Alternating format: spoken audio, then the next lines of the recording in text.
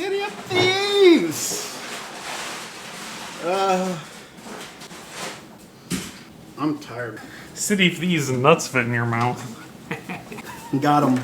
I think you're stupid, and I think it's the best book I've ever read. I'm gonna hate you if you actually believe that. Welcome back, everybody, to the Loud Library. I'm Jacob. I'm Dantes. And today we are talking about City of Thieves by David Bennioff. Yeah. That name might be familiar to some of you because he was a Game of Thrones showrunner. Yeah. He also wrote a very good book. Yes.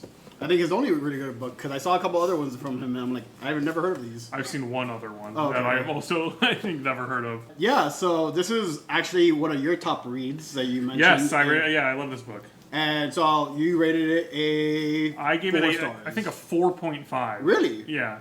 Oh, okay, wow. I give it 5 stars. Yeah, I mean, I had a great time with it. I liked it a lot. It's not too big. You can see it's not too big. It's not... Yeah, it's good size. Very good sized book. It has great pacing. It has a lot of good moments, good impactful moments. I had a great time with it. Mm-hmm. So all this is going to be spoiler free for a bit. And vague then spoilers. Overview of the book is it's this coming of age story adventure of these two Russian kids during the siege of Leningrad. Yes. During World War II. Mm-hmm. It blends a very like dark, gritty setting with humorous moments. with humor, with like dark humor and the very like ordinary people. Yes. Basically. Yeah. So it starts off. I mean, just a brief overview. Nothing too crazy.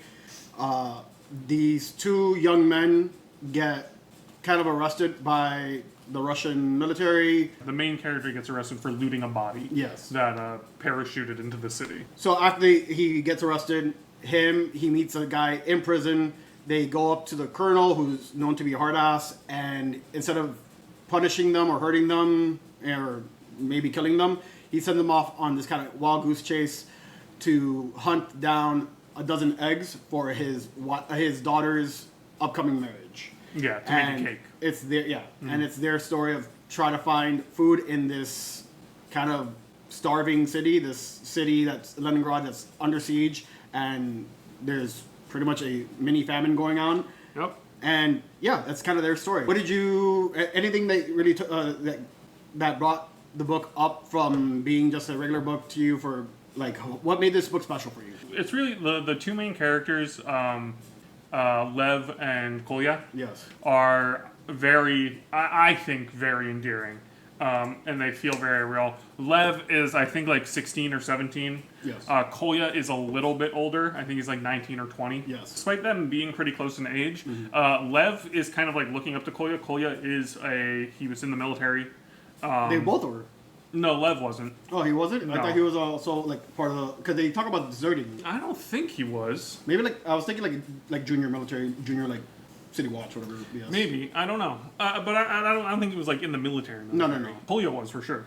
Oh, yeah? Okay. Maybe I think I could be so wrong. I'm so sorry. I'm almost positive. Okay, maybe I'm just wrong. Lev is kind of like looking up to Kolya.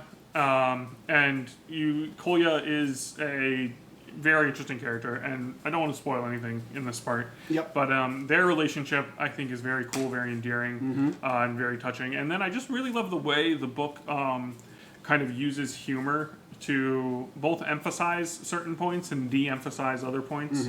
The humor goes a very long way to kind of showcase just like how much it kind of takes to break humanity, really. Yeah. A lot of the point of the book is that like war and wartime is like very absurd, and like the things that people have to go through are very absurd. So like it's a very dark book, and like they're trying to find eggs. Like it's a very absurd premise, but it's so when you're reading it, it's like oh wow, this is very bleak. Yes. Yeah. There's certain scenes in here that are just like, man, and it really tugs at the heartstring too. What they went through, and you get this maybe like I get not newfound respect, but like you kind of like commend the people that actually went through this. And yeah, that's kind of like the whole premise of the book. I think anything else you want to say before we get into the spoilers? No, is there anything else that like really stood out to you, or no? I mean, the humor really stands out. I think I liked a lot the pacing in this. Is like good actions, not action sequences, but like it has good pacing, and the story pushes along. It was kind of hard to put down the book as I was reading it, because I'm like, oh, what happens? Because it flows so seamlessly into the next thing, and it engages. It keeps you engaged. It doesn't like make you want to. Okay, this is a good stopping point. There are moments like that where you could stop, put it down, but it always made me want to come back to it and made me want to continue. So that's kind of like the big thing, and obviously the characters I really enjoyed, and the humor as well. So I guess that's it for our non-spoiler part. Let's go into spoilers. Spoilers. We are going to go into spoilers about City of Thieves. Yeah, what do you want to talk about first? This is your book. I know you had a lot of notes on plot. You want to do plot first? Yeah, so a lot of all my notes are pretty much on plot because I think everything else kind of like we could talk about at depth too. But there's a lot of things that happen. So kind of just getting a little bit more in depth about the plot. The soldier that they loot, that Lev and his friends loot, is a German soldier that's been shot or just has died in the air and lands inside Leningrad. They follow the body and they kind of loot it. And as they're looting it, the Russian military come in, and Lev gets caught, gets put in jail, meets Kolya. They get put in front of Colonel Grechko, and he's known to be a hard ass and have done like pretty terrible things. So the fact that he kind of like allows these kids to like live and go on this wild goose chase of finding a dozen eggs is an anomaly, to say the least. Maybe he was just in a good mood because his daughter's getting married. And again, it's a dozen eggs for his daughter's wedding cake. Yeah. And so this like little adventure, it takes them kind of all over the place. Is they look for them in like a black market. Yes. And then somebody tells them they have eggs, and they go there, but they're cannibals and they want to kill and eat them. Yeah, and the scenery of going up into that, and Lev knows it's a trap. And Kolya's like, yeah, I don't know. Like their personalities like kind of are opposite. Where Lev is more laissez-faire, like carefree and going on, like everything's gonna be all right. Lev is more the warrior and more. I guess he's a serious man to the Kolya's slapstick kind of nature, and yeah, the descriptions of like the body parts being on hooks and everything, and just that whole scene was pretty crazy. I know I don't know if it was ever like to that degree where people were like hanging stuff, but I know like cannibalism was like I don't know how rampant it was, but I know people were eating each other. Yeah, this is based off actual accounts. Yeah, yeah, it's very interesting, kind of like the things that were really happening. Kind of learning about some of it for the first time. Like one thing that I learned about for the first time reading this was they would take like they would like melt the glue out of books and eat that, and it was like a candy. Yeah, for them. The glue, because there's protein in there. The leather and certain things, they'll boil it just so they could get that kind of that nutrition from that.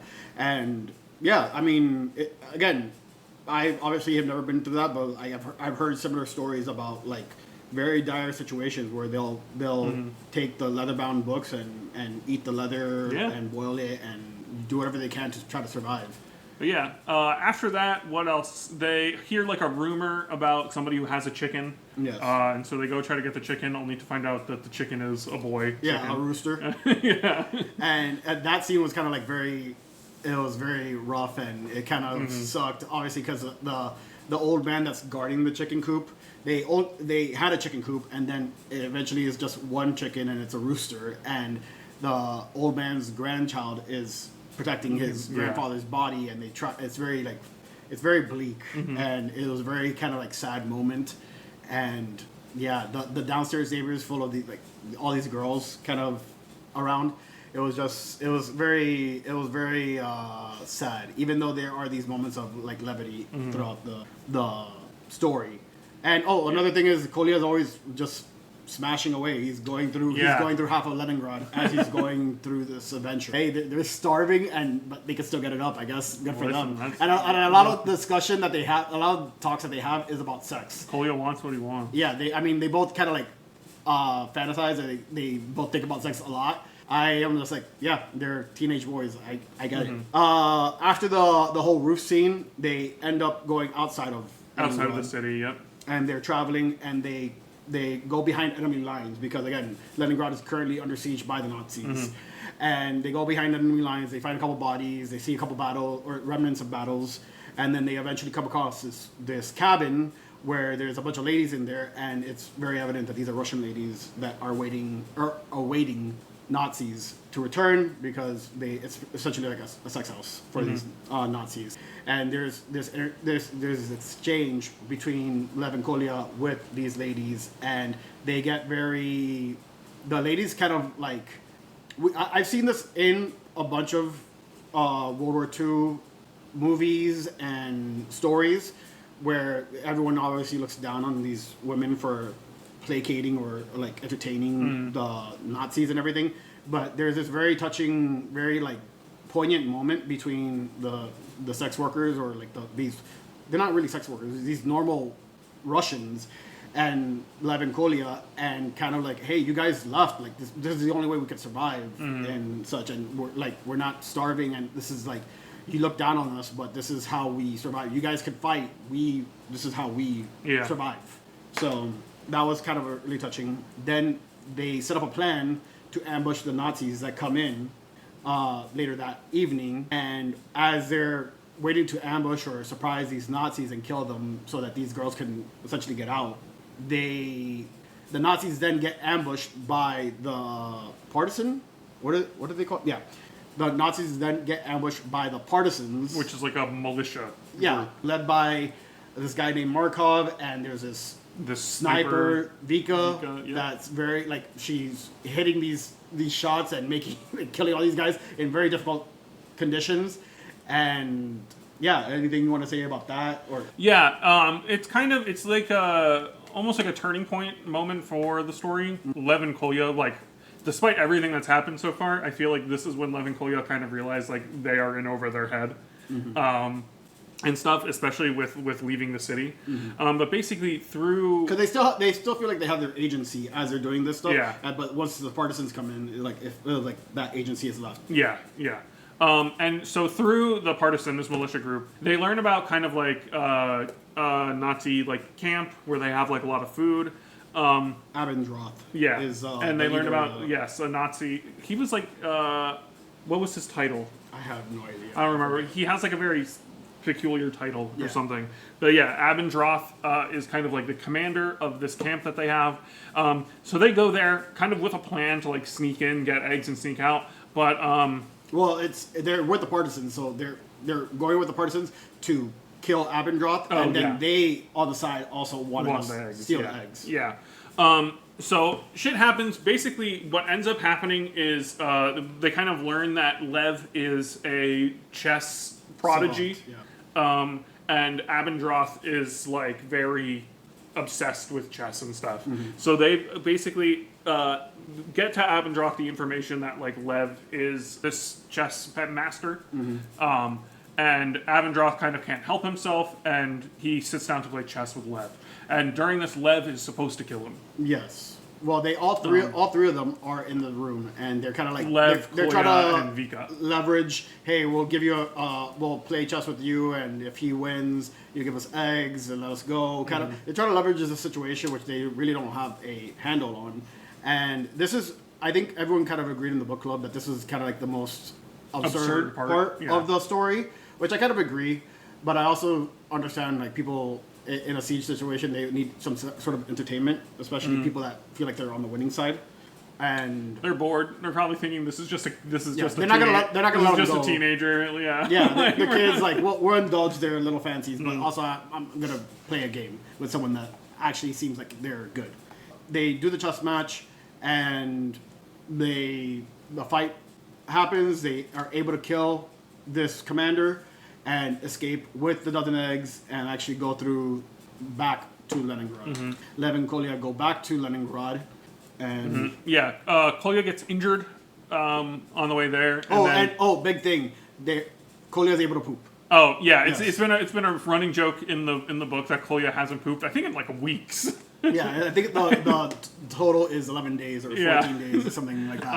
And he finally poops, and it's like huge, and he's like excited. He's trying to show Lev his poop, and then this is where they get shot by a Russian as they're coming back into the city. Get shot in the ass. Yes, Kolya gets shot in the ass. He hangs on for a little bit, but he does eventually die.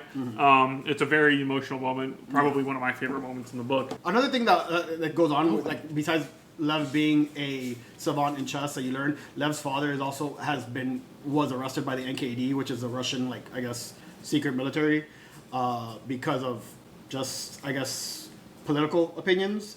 And so that's always kind of like going on with Lev and his story, and Kolya wanted to talk to him about it. And apparently Lev's father was a famous poet or a famous author, and always kind of discussing that. And Kolya's, as he's talking about his father being this famous writer, he's talking about this other famous work that he's read, and I forgot what it's called. It's called the Great, I forgot what it's called, but let me see if I have it written here. Something with R, I think. The Grand something, I'm not even sure.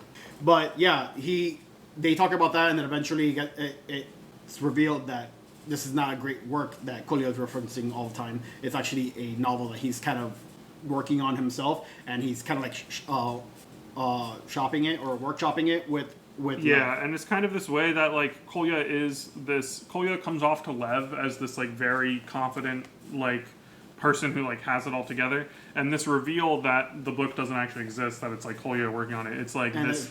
It's showing that he has like this fear of this vulnerability, this fear of putting it out there, that this is something he's working on and cares about. Mm-hmm. I want to read this passage. This is where Kolya dies. Yeah. And it's just, I think it's like one of those beautiful parts of the book. Mm-hmm. It says, "He opened his eyes, those pale caustic blues, and smiled at me. We both knew he was going to die. He trembled, lying on the back seat beneath his greatcoat, his teeth very white against his blue lips.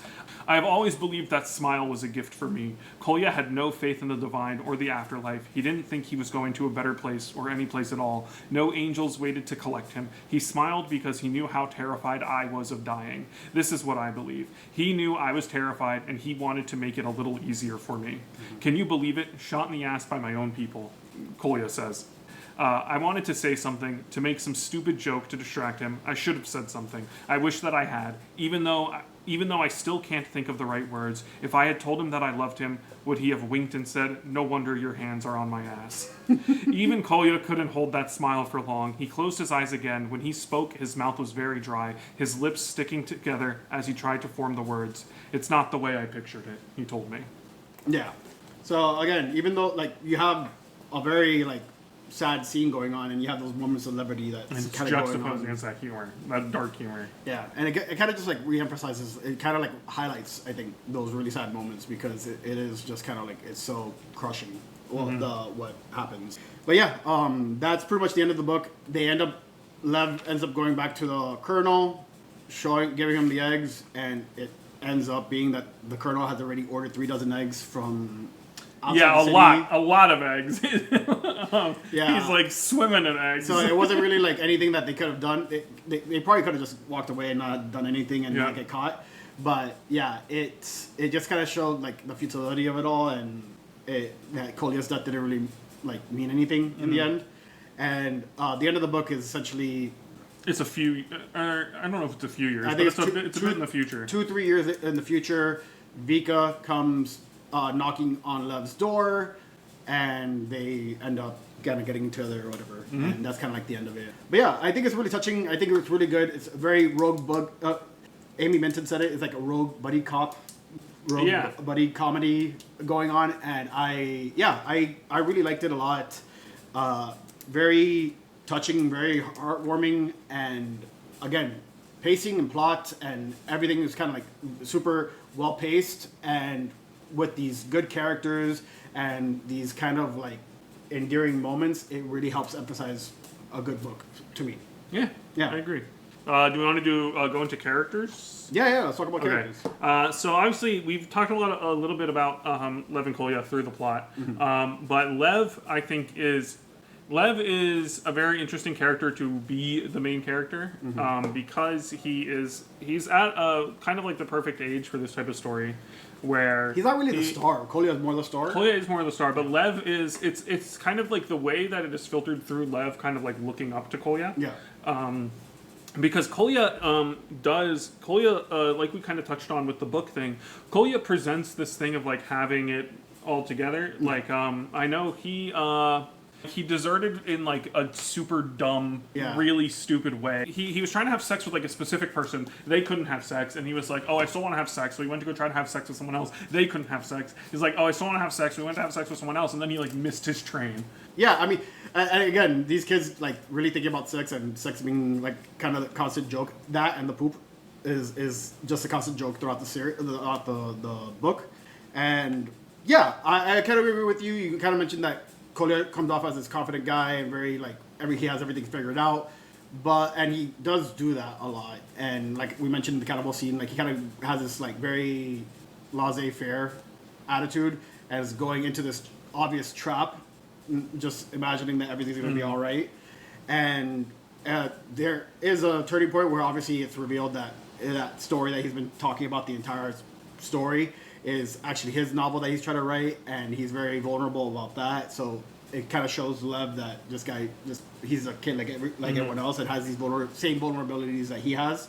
Lev is obviously inexperienced with sex and is Jewish, and he has that whole thing with his father, and his daddy issues going on with it. You see Lev growing more, and then Kolya becoming more vulnerable, and they're kind of like meeting at this same spot. Yeah, I believe at least by the end of the book, where they really have this friendship and this camaraderie together. So, anything else? Any other characters that really stood out for you? Like, what do you think about Abendroth, Vika? I don't know if there's anything you want to talk about. I think it's been a little bit since I've read this, so I'm trying to recall what I can remember about them.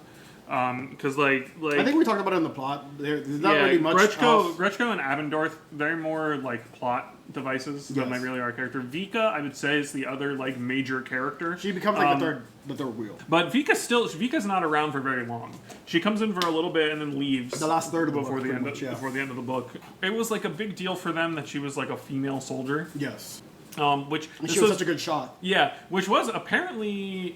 I don't know how true this was. Apparently, it was a thing that like there was like very good like female snipers. There was a squadron, I think. Yeah. Like, they were like the SEAL Team 6, but they were essentially like these ultra amazing snipers that just like helped throughout World War II. So she's really there largely for like Lev to be kind of like infatuated with. It's a very interesting kind of juxtaposition that he is so infatuated with her because she's described as like a little off-putting. Yeah, she has rough edges. I think it's just an interesting thing that like Lev is that like she's the one that Lev latches onto. Vika doesn't. She's not like a super deep character. It really is mostly about like Lev and Kolya, and they very much carry the whole thing, which is to be expected. It's kind of about them. Like I think it's a good way of putting it. That's like it's like a buddy cop movie. Yeah. And is there any like themes that you want to talk about? Anything? What did you think about like kind of the overall like setting of Leningrad in this famine, like during this time of famine, essentially this siege? I mean, I think the setting is great. I think the setting is very like bleak and very like hopeless feeling. I think it does a very good job of getting that across.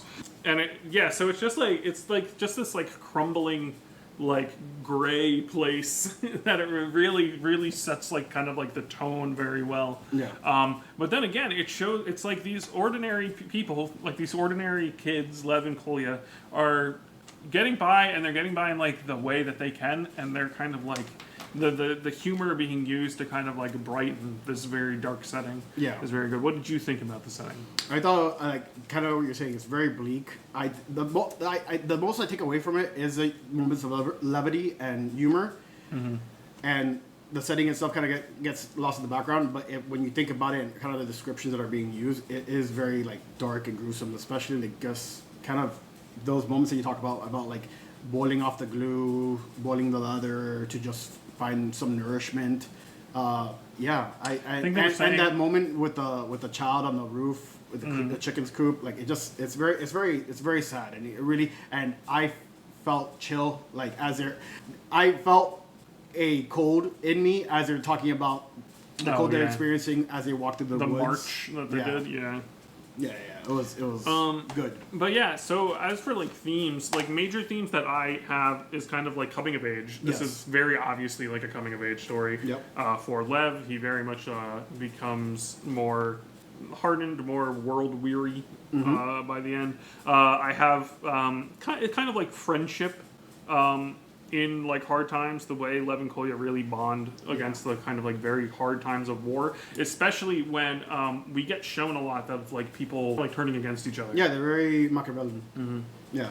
Then I have kind of war being absurd, with the eggs kind of showing that, and the kind of like the like random cruelty that happens, like the absurd things that happen, like the chess match.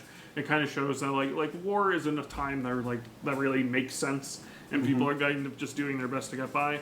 Then I have just survival. I didn't have a ton of notes on this, but it's just like something I wrote down that it kind of comes up over and over again. Just like their will to survive, just like doing anything to survive. Yeah, being able to overcome those very, like, all this adversity as they go through. I mean, even just able to go into this Nazi camp, and then coming out of it, just overcoming adversity, surviving through the siege, surviving the famine, surviving the colonel, their own people, the cannibals, all that. It's just survival is a very big theme. Yeah, and then I don't know if you would really call this a theme, but I do have written down like humor amid horror. I enjoy that a lot. I don't know if I'd call it a theme though. I don't know why I have it written down in this section of my notes. But yeah, because I think it really illustrates how like their friendship, just like the humor they have, Lev and Kolya, where they're like joking with each other, how like their friendship and their care for each other and their love for each other. With the passage I read, Lev is like, I wish that I had told him that I loved him, and how that kind of like outstrips the absurdity of the wartime and just like the hardship that they're going through. Yeah. All right. I think that's about it. I think that's it for me too, man. Let us know what you think if you've read this. Yeah, let us know if you've read it. If you've watched this far and haven't read it but are now convinced to read it, let us know if you're going to read it. Yeah. Like, comment, subscribe, all that stuff. Let us know if you're going to be picking it up. Let us know if you read it. Let us know if there's anything that you recommend to us based off of this book that you would want us to read. And yeah, thank you so much for joining us, everyone. See you later, everybody. Peace.